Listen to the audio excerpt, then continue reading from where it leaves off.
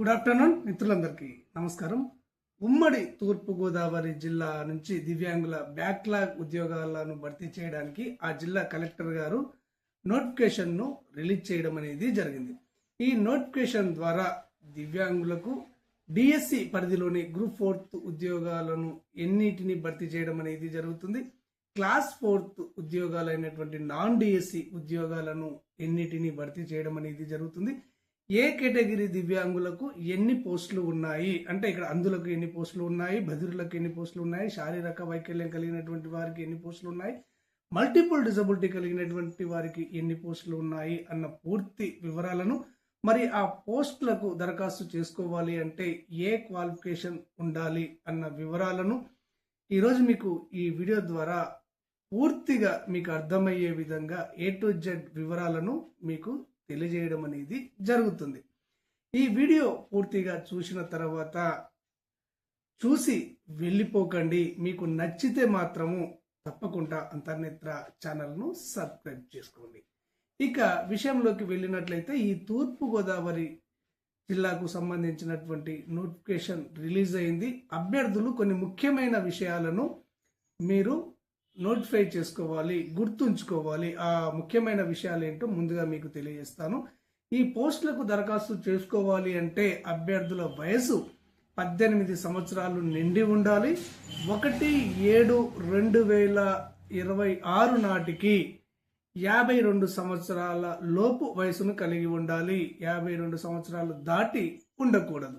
ఇక ఈ పోస్టులకు దరఖాస్తు చేసుకోవాలి అంటే ఏప్రిల్ 18వ తేదీ సాయంత్రం 5 గంటల లోపు మీరు దరఖాస్తు చేసుకోవలసి ఉంటుంది.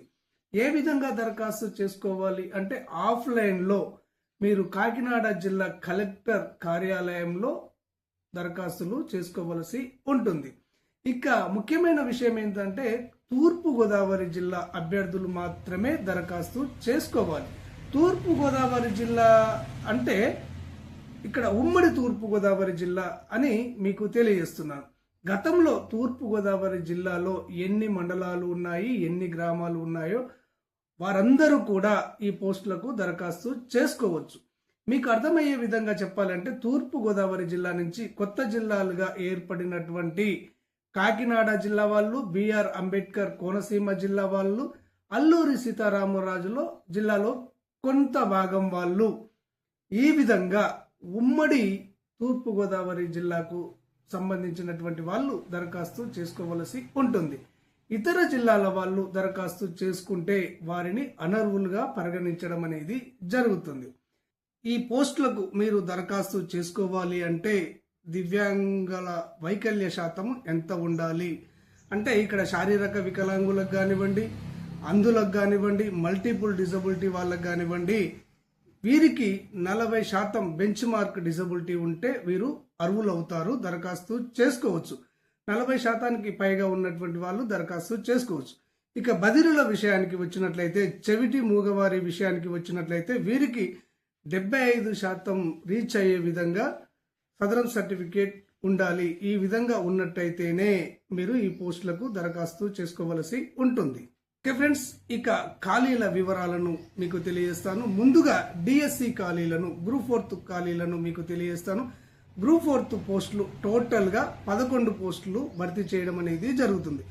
ఈ 11 పోస్టులలో ఏ కేటగిరీ వారికి ఎన్ని పోస్టులు ఉన్నాయి అంటే ఇక్కడ జూనియర్ ఆఫీస్ అసిస్టెంట్ పోస్టులు 8 ఉన్నాయి. ఈ 8 పోస్టులలో అందులకు 2 పోస్టులను కేటాయించడం అనేది జరిగింది. వినికిడి లోపం ఉన్నటువంటి వారికి 4 పోస్టులను కేటాయించడం అనేది జరిగింది. లోకోమోటర్ డిజబిలిటీ వారికి, శారీరక వైకల్యం కలిగినటువంటి వారికి 1 పోస్టును కేటాయించడం అనేది జరిగింది. మల్టిపుల్ డిజబిలిటీ వారికి 1 పోస్టును కేటాయించడం అనేది జరిగింది. ఆ తర్వాత జూనియర్ అకౌంటెంట్ పోస్టు 1 ఉంది. ఈ 1 పోస్టును కూడా లోకోమోటర్ డిజబిలిటీ వాళ్లకు కేటాయించడం అనేది జరిగింది. ఆ తర్వాత జూనియర్ ఆఫీస్ అసిస్టెంట్ టైపిస్ట్ పోస్టులు 2 ఉన్నాయి. ఈ 2 పోస్టులను కూడా వినికిడి లోపం ఉన్నటువంటి వారికి బదిరులకు కేటాయించడం అనేది జరిగింది. ఈ విధంగా టోటల్గా ఇక్కడ 11 పోస్టులలో అందులకు 2 పోస్టులను కేటాయించడం అనేది జరిగింది. వినికిడి లోపం ఉన్నటువంటి బదిరులకు 6 పోస్టులను కేటాయించడం అనేది జరిగింది. లోకోమోటర్ డిజబిలిటీ వాళ్లకు, శారీరక వైకల్యం కలిగినటువంటి వాళ్లకు 2 పోస్టులను, మల్టిపుల్ డిజబిలిటీ వాళ్లకు 1 పోస్టును కేటాయించడం అనేది జరిగింది.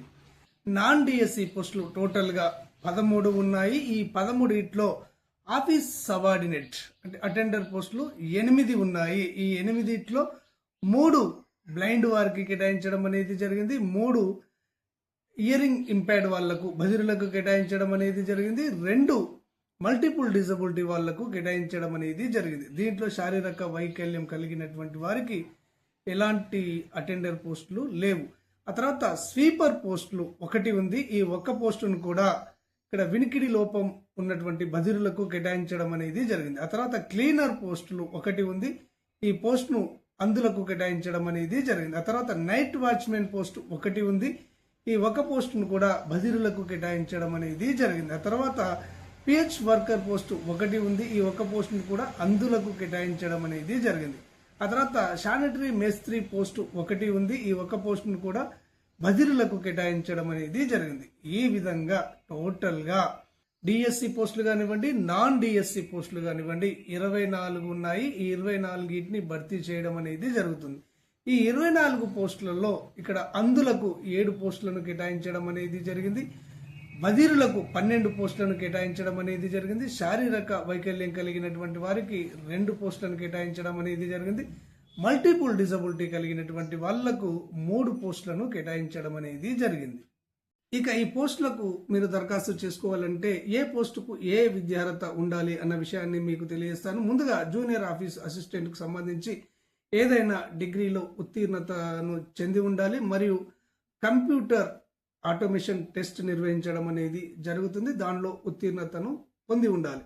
ఇక తర్వాత జూనియర్ అకౌంటెంట్ దీనికి సంబంధించి డిగ్రీలో ఉత్తీర్ణత కలిగి ఉండాలి, ఆటోమేషన్ టెస్ట్ను పెట్టడం అనేది జరుగుతుంది, పీసీ మెయింటెనెన్స్ మరియు ట్రబుల్ షూటింగ్ అనేది 1 ఉంటుంది, వెబ్ డిజైనింగ్ లో పరిజ్ఞానం ఉండాలి అని చెప్పేసి దీనికి క్వాలిఫికేషన్ గా నిర్ణయించడం అనేది జరిగింది. ఆ తర్వాత జూనియర్ ఆఫీస్ అసిస్టెంట్ టైపిస్ట్ కు సంబంధించి డిగ్రీలో ఉత్తీర్ణతను చెంది ఉండాలి మరియు టైప్ రైటింగ్ లో హయ్యర్ లోయర్ కు సంబంధించినటువంటి సర్టిఫికేట్లను కలిగి ఉండాలి.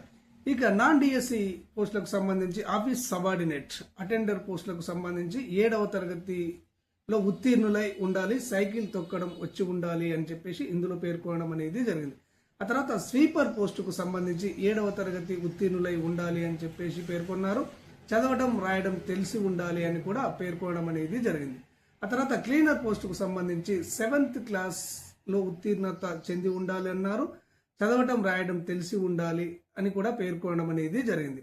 ఆ తర్వాత నైట్ వాచ్మెన్ పోస్టుకు సంబంధించి 7th క్లాస్ ను ఉత్తీర్ణతగా నిర్ణయించడం అనేది జరిగింది, 7వ తరగతిలో పాస్ అయి ఉండాలని పేర్కొన్నాడు, చదవటం రాయడం వచ్చి ఉండాలి అని పేర్కొనడం అనేది జరిగింది. ఆ తర్వాత పిహెచ్ వర్కర్ పోస్టుకు సంబంధించి కేవలం చదవటం రాయడం తెలిసి ఉండాలని పేర్కొన్నారు, శానిటరీ మిస్త్రీకి సంబంధించి 7వ తరగతి పరీక్షలో ఉత్తీర్ణులై ఉండాలి అని చెప్పేసి ఇందులో పేర్కొనడం అనేది జరిగింది.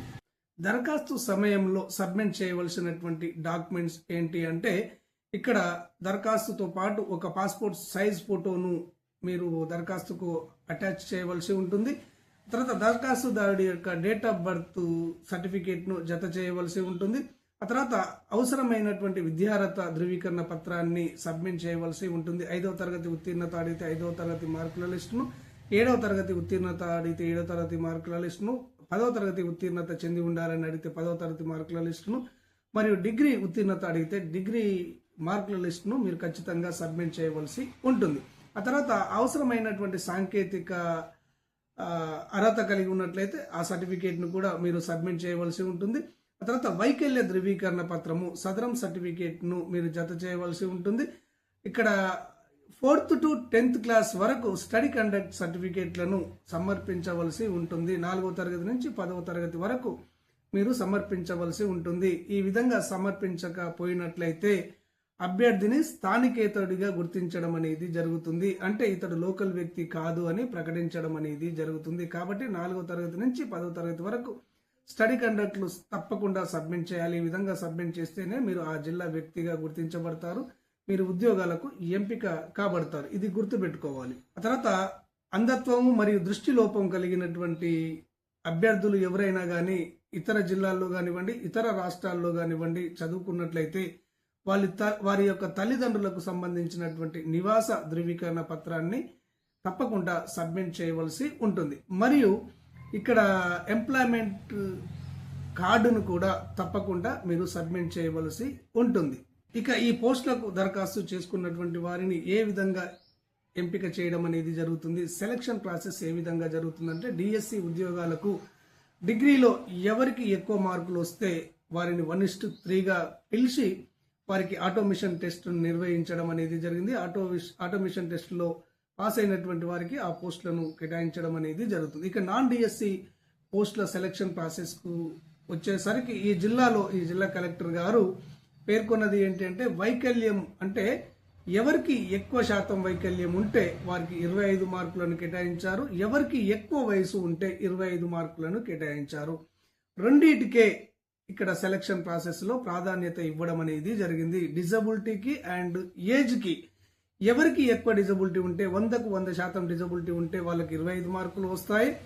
వయసు 52 సంవత్సరాలు లాస్ట్ కాబట్టి 52 సంవత్సరాలకు 52 సంవత్సరాలు ఉన్నటువంటి వారికి 25 మార్కులు వస్తాయి. ఈ విధంగా 50కి 50 మార్కులు ఎవరికి వస్తే వాళ్ళను సెలెక్ట్ చేయడం అనేది జరుగుతుంది. ఇదే కేటగిరీలో ఇక్కడ ఈ 2 కేటగిరీల్లో కలిపి ఎవరికి ఎక్కువ మార్కులు వస్తే వారిలో నుంచి 1:3ని తీసి డిస్ప్లే చేయడం అనేది జరుగుతుంది. 1:3లో ఫస్ట్ వచ్చినటువంటి వారి యొక్క సదరం సర్టిఫికేట్ను వాళ్ళు సబ్మిట్ చేసినటువంటి విద్యార్హత ధృవీకరణ పత్రాలను వెరిఫై చేసి వాళ్ళు జెన్యూన్ అనుకుంటే వాళ్ళు నిజమైనటువంటి వికలాంగులే, వాళ్ళ సర్టిఫికేట్లన్నీ సబ్మిట్ చేసినవన్నీ సరైనవి అని కలెక్టర్ గారు నమ్మితే మాత్రము, రుజువైతే మాత్రము వారికి ఉద్యోగం ఇవ్వడం అనేది జరుగుతుంది. ఏ విధమైనటువంటి రిమార్కులు వచ్చినా వారు సబ్మిట్ చేసినటువంటి విద్యార్హత ధృవీకరణ పత్రంలో కానివ్వండి లేదా సదరం సర్టిఫికేట్ల విషయంలో కానివ్వండి ఏ విధమైనటువంటి తేడాలు వచ్చినా కానీ వాళ్ళను పక్కన పెట్టేసి నెక్స్ట్ వారిని వెరిఫైకి పంపించడం అనేది జరుగుతుంది.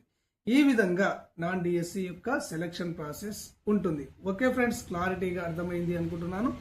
ఈ బ్యాక్లాగ్ పోస్టులకు సంబంధించి ఆంధ్రప్రదేశ్ రాష్ట్రంలో ఏ జిల్లా నుంచి నోటిఫికేషన్ వచ్చినా కానీ ఆ జిల్లాకు సంబంధించినటువంటి సమాచారాన్ని వెంటనే మీకు తెలియజేయడం అనేది జరుగుతుంది. మీరు బ్యాక్లాగ్ పోస్టులకు దరఖాస్తు చేసుకోవడానికి అంతర్నేత్ర ఛానల్ మీకు ఎల్లవేళలా సహాయ సహకారాలు అందించడం అనేది జరుగుతుంది.